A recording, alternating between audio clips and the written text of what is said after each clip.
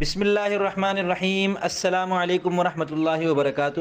میں محمد اسامہ سرسری الفاظ قرآن کی لغوی، صرفی اور نحوی تحقیق کا سلسلہ جاری ہے۔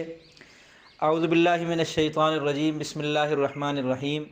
صراط الذین انعمت علیہم، اس آیت میں صراط، الذین اور انعمت پر گزشتہ ویڈیوز میں ہم تفصیلات ان کی دیکھ چکے۔ اس ویڈیو میں ہم علیہم کے پہلے لفظ علی پر بات کریں گے اور اس کی لغوی، صرفی اور نحوی تحقیق دیکھیں گے۔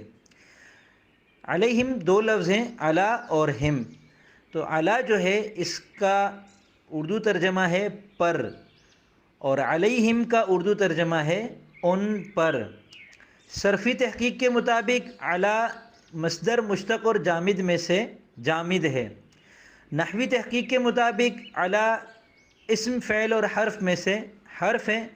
پھر حروف کی دو قسمیں ہیں، حروف عاملہ اور غیر عاملہ۔ تو یہ حروف عاملہ میں سے ہے، اور حروف عاملہ کی اقسام ہیں، ان میں سے یہ حرف جر ہے۔